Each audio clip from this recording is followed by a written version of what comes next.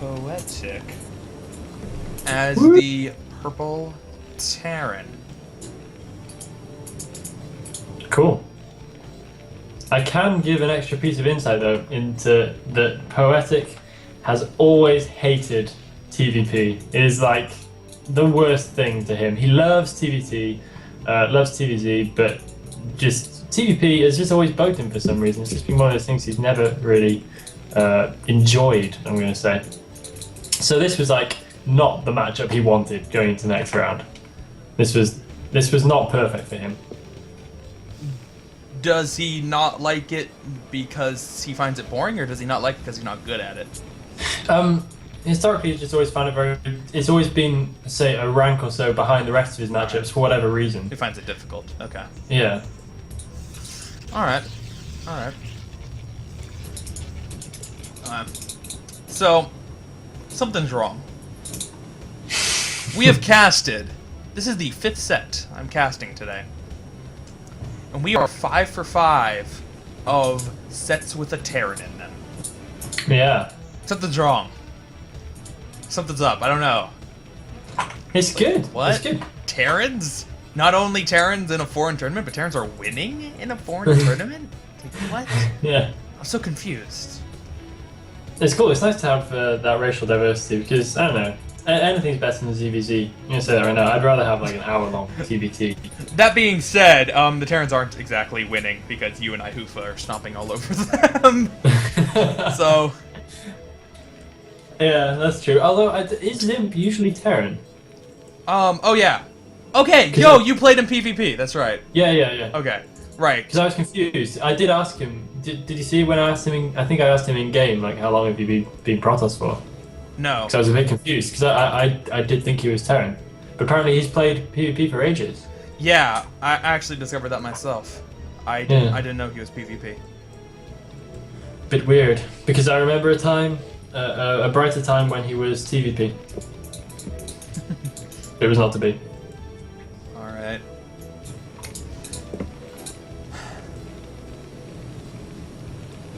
So, Poetic, starting his factory. Only one guy on gas. Alright. And Lisyonok did not get the first Zealot, but instead going straight for the Cyber Core, starting his first Goon, getting his range. Yeah, that makes a good bit of sense. I mean, I often do throw in the Zealot against Poetic because I know exactly how he plays. He plays like this. So the first Zealot can actually do some quite good damage, just looking at the way he does. I mean, he does always get the, excuse me, the barracks versus supply depot, but nonetheless, he can get a little bit flustered in those situations. But why would Lisyonok not know that? He wouldn't, of course, unless he had talked to me before the game, which he didn't. Not that I would have told him anyway, because I'm cool like that. That would be kind of funny if you read it at your own brother. Yeah, imagine. Oh god, I've never lived that down.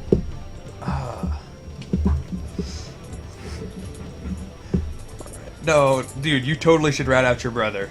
But instead of rat out your brother and tell his opponent like all his secrets, you should tell him what his nickname was when he was 5.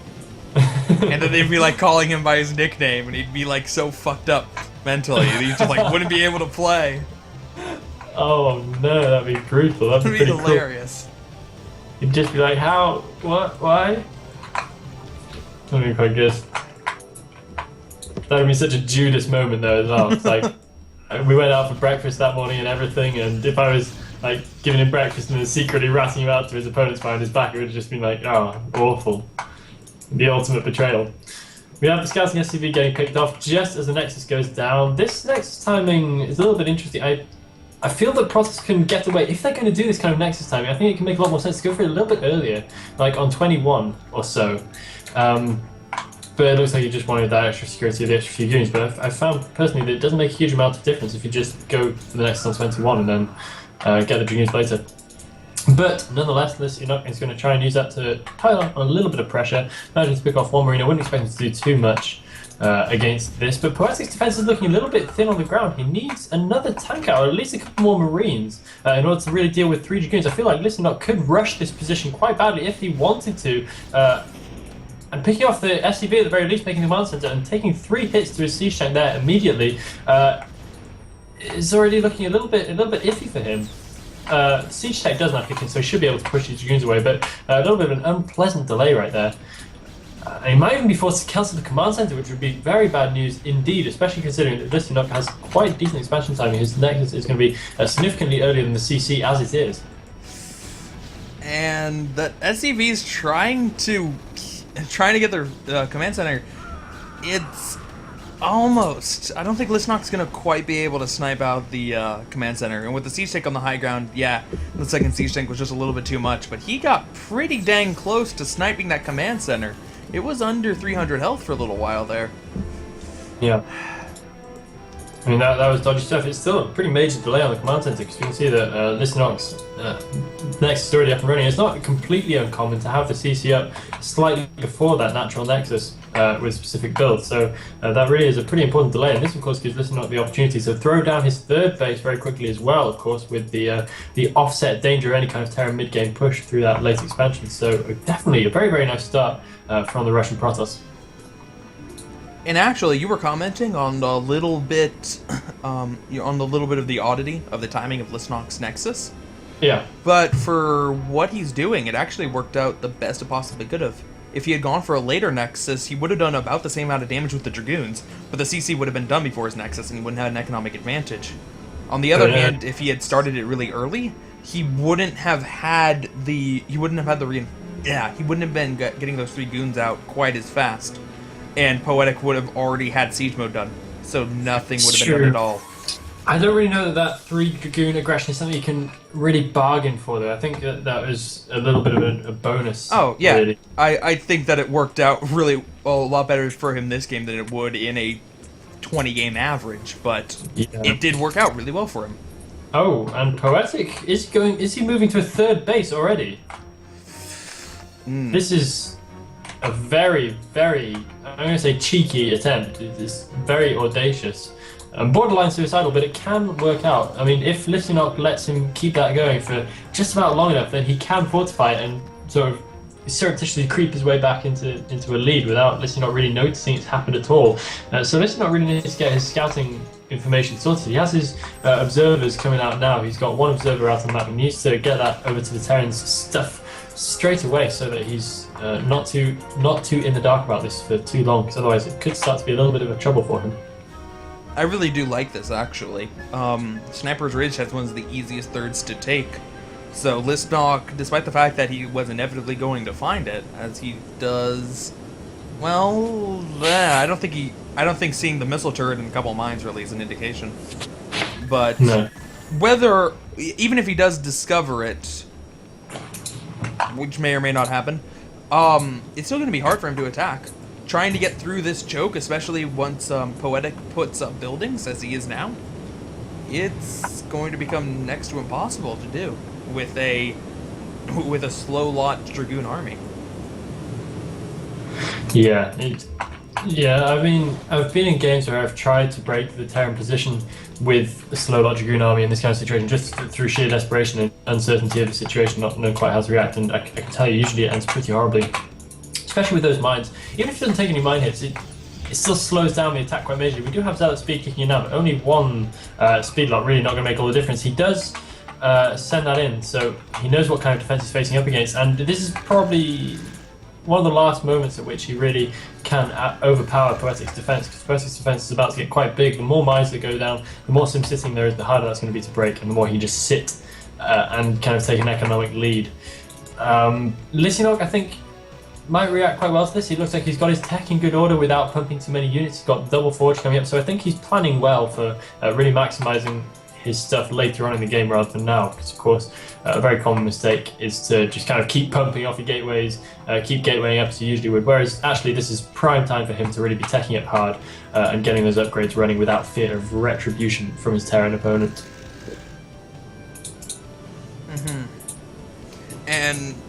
And yeah, we certainly do see that to a certain extent, as he's going for not only the upgrades, but also for the fast Arbiter Tribunal. So we'll see him incorporate Arbiters. I really don't think that any attack before Arbiters come out is going to work for Lisyonok here. He's threatening with these speed lots, and there's only 1 mine here, but even with just 1 mine, I think that the choke and the supply depots and the siege tanks that are already there are enough time to can stall long enough to get more siege tanks there. Yeah, amazing. Just won't work out. Amazing how easy it is to lose a lot of units to a defense. Looks relatively weak, but is actually pretty strong. I mean, the depth of the siege tank line makes a big difference, and the delaying factor of the Simplicity in the mines just really makes all the difference. I'm surprised that Lisyonok isn't moving to a fourth a little bit more quickly than he is. He's just kind of sitting level with the terror for a very long time. While it's not necessarily a bad thing, it does mean he has to be quite cost efficient with his units when he starts actually battling, which I'm not saying he can't do, but it puts a little bit of extra pressure on him, whereas an earlier fourth Nexus might mitigate that a little bit and might make it a little bit easier for him in the long run. But choosing not to do so, it looks like now he's going to start laying down fourth base, but he runs the risk of taking quite a lot of mine hits on the way across the map. He loses only one zealot so far, but might lose a couple of dragoons for his efforts here as well. Poetic being quite active with those vultures, so he's going to at least know what's going on. And meanwhile, upgrading off the double armory, so he's going to have a fairly decent late game push behind him when he wants it. Lisyonok actually going for recall first as well. That's quite interesting. I don't know if he's got. I wouldn't imagine he's got stasis already. So no, recall straight away off the bat. Yeah, recall was the first one, which definitely is interesting, especially considering that you're going to need to wait for that first arbiter to hit 150 energy. Yeah, like first recall's a long way off. What could possibly even be more interesting is the fact that before he got recall, he got storm. Like a really fast storm. We had only one High Templar out, Templars 2 and 3 now also on the battlefield, but I'm interested to see how he's going to use relatively early storm. That's something you don't normally see from Protoss player until very late. I think that ties in with what I was saying about being cost efficient, because I think he knew that going level on base meant that, yeah, he did have to be more cost efficient. And storm, of course, is a great way to do that. If you can land a few nice storms on a few clubs of siege tanks against a big mid-game push, you can just do so much damage so quickly for relatively little unit expenditure, and I think that was probably what was in his mind. Poetic's choosing to leave it quite a long time for this push, just really macroing up hard first, and getting those double armories really able to kick in. But I think, yeah, Lisyonok was just trying to prepare to really hammer down on any mid-game push. Both players with their double upgrades will be at 1-1 very soon. Lisyonok at 1-0, and I think Poetic still at 0-0. Yeah, still at 0-0, but 1-1 close for him. Yeah, with not a radiate EMP as well. So if we can get a decent EMP or two off on the arbiters, then and on the High Templar as well, because they're not actually in a shuttle, which I think is quite a mistake from Lisyonok. Actually going up to quite a few minerals as well. Our Protoss player, he should be macroing a little bit better than that. But yeah, a couple of decent EMPs, and Poetic can really start to look quite scary. And depending on when he pushes, of course, staying nice and active with his vultures as well means he's got decent map presence. Only now do we have Lisyonok's fourth base coming up, so that's actually quite delayed, and I think this still means he's at that stage of the game where he has to make his army really count. He definitely needs to be mounting very, very strong opposition to the Terran Force when it does finally uproot and push out, which it must be fairly soon. I mean, I wouldn't imagine he's going to wait to max out on 3 bases. That would just be a bit crazy. Alright. So, catches a couple probes in the transfer. Kind of nice from him, but really, Poetic's not going to be doing a whole lot. I think Poetic's really waiting either for Lisyonok to make his first move, or to just get up to 200 himself. Yeah, which is not an uncommon Poetic way to play, and he is still going for the armory upgrades, not showing any real signs he's about to push. He hasn't sieged a fair few tanks, but his supply count is still not actually that high. I think his minerals get away from him a little bit. I think he'd do well to pump a few extra vultures too, because he's looking very thin on the ground if he's going to mount any kind of push. I don't think it's coming quite yet, but maybe quite soon. The vultures are finally cleaned up in the middle of the map by like 2 control groups of dragoons with an observer each, so that's a pretty one-sided battle by anyone's standards. And now Lisyonok finally getting the transfer over to his 4th base, and Poetic's still just playing very, very passively. Waiting for him to do something, waiting for him to surprise me. Come win this game, Poetic. Well, his first arbiter finally has over 150 energy, in a threatening position for the recall, but Poetic has already thrown down mines, now throwing down a very large number of turrets. If the arbiter takes a lower path, it can still get a pretty nice recall off, just as long as it doesn't get too high here. And it's certainly threatening for it. It's exactly what Lisyonok is looking for. Yeah, and the science vessel is going to be a little bit too high to actually see it. And Lisyonok has chosen the perfect way to be going in. Will Poetic see it in time? I think he might just be able to EMP it. Oh, Oh, no! so incredibly close. The EMP goes down as the recall comes in, maybe even slightly before. So very, very tight time. We have a storm going down, taking out like 3 SUVs, so it's not actually that big of a deal. And this recall might actually not be too much of a success right here. I think it looks a lot scarier than it is. I mean, I don't really quite know what he killed with that. A few SCVs, a handful of vultures. All in all, not the best recall I've ever seen. So Lisyonok really not making that pay like it probably could have done. Eating a lot of mine hits on the remaining zealots as well, and taking out pretty much no units for his trouble. So that's how helped Poetic's supply count actually go ahead of Lisyonok's, even if only briefly. Very, very questionable recall right there. Yeah, I'm not a fan of that recall either. Imagine if he got in the main. Yeah, that's what I wanted to say. It's not that I'm against recall altogether. Just recalling a third of a very turtled up Terran seems like a bit of a waste. If you recall the main, not only is it going to take Terran longer to get back there, not only going to pull them out of position more than this, which didn't pull them out of position at all, but oops, accidentally throwing away an arbiter there. Not only is it going to pull them away out of position more, but it's also a matter of after you kill off the SCVs or after the SCVs transfer, there's still a lot of supply depots, a lot of factories that you can pick off and force Poetic to make a move. Where in that situation, it was kind of like Poetic didn't have any reason to act quickly to it. I mean, he did relatively, but yeah. So that's a lot of tanks from Poetic. But I don't know if they're in the best position. There's quite a few speed outs coming in. The Dragoons are pretty much all taken out. I'm not sure if these speed outs are going to be enough. I'm pretty sure they aren't. Will they be able to do any extra damage to the tanks? Barely any. And this engagement goes quite nicely to Poetic. That puts him well ahead in the supply count. 173 to 137 for Lisyonok. So this means that Poetic could have a pretty decent foothold with which to continue his push. Not too far from max and reinforcing quite nicely. He should be continuing over the map quite quickly in order to try and really take advantage of that. He's at 2-1 upgrades now as well, with Lisyonok at 1-1, so ahead in the upgrade count, ahead in the supply count. This is definitely the perfect time to be moving out. And if he can keep the momentum behind him, he may just be able to do this here. Poetic had his vultures in the worst possible position he could have them, but it just didn't matter.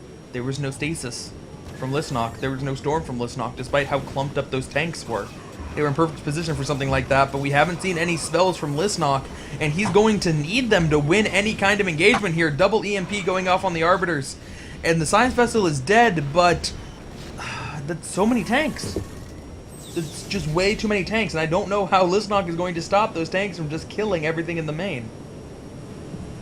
Yeah, I mean, just Lisyonok doesn't have the... Oh, it needs a scan. So, Scan. will you be able to scan? Please scan. Please scan. There you go. It finally Kind of scanned. scan. There we go. Yeah, doesn't really have that critical mass of units that he needs to make a proper dent in this Terran army. I mean, Poetic can just continue reinforcing, and he should be able to make a pretty good job of steamrolling the main. At least the probe transfer is going to get pretty badly caught, so I guess all those probes are going to go down the SDI. I wouldn't be surprised if anything else had happened. And Poetic getting his 4th base up as well means that he's going to be in a pretty decent position once he manages to get through Lisyonok's main and take out some of that all-important tech. Arbiter production is completely stalled, and now this not working pretty much only off the 4 gateways he has at the top left corner. Poetic's sending a couple of tanks over to start the process of bombing that down as well. So this is looking like it might actually end pretty well for the Terran in game 1. Yep. I don't know how Lisyonok... I don't know how much Lisyonok can do against this. Considering how early he got Storm, he's had 1 Storm this game that hit 2 tanks. Yeah. Oh! Well, Speak of the devil. Okay. That was a pretty good Storm. A little bit late to the party, but... Better late than never, but I guess. better to be a little bit earlier. I don't know, that's not the saying, but you know. I was talking just sayings. I think it would have been nice if he'd have had his high tempo and his shuttle. I'm just going to say that. I think it would have been made a decent bit of difference. Because, yeah, the lack of storm was definitely very telling. The lack of any kind of spells whatsoever in the first engagement was very, very telling. Stasis, incredibly important. Storm's incredibly important because you can't just brute force a Terran like that at that point of the game. It really doesn't work. Alright. Some more storms trying to go down, picking off some of the vultures there, and Lisyonok is pushing Poetic back a little bit. Don't know if it's so much pushing Poetic back as Poetic just wanting to attack somewhere else right now. A lot of times it's not worth using all your units to attack a base that's already depleted for Protoss, when they can just rebuild their gateway somewhere else. Oh, this one you know you're in trouble when you start making DTs. Oh. Just to try and defend. There is one vulture managing to make his way all the way to the top left-hand corner. Looks like a lot of the probes have either been transferred or completely annihilated from the natural expansion of that base right there. One DT running around, might be able to do some decent stuff. That tank's not going to be lasting too long. Excuse me, had a little bit of a hiccup there. But Poetic's going to divert some decent volume of forces right there now, and just put an end to that base. So Lisyonok is going to be... He is able to break down his ramp, so Poetic is being forced back a little bit, but the top right-hand base going up for him as well. The right-hand base already mining for quite some time means that Poetic is still in a decent position economically, and his army count not looking too terrible either. And the units all coming out from Lisyonok getting completely destroyed right there. And he's in complete task right now. GG from Lisyonok. GG. Nice game from Poetic, taking game number 1. I mean, you really didn't have to do a whole lot. Sit on 3 bases till you get to max, and then kill them.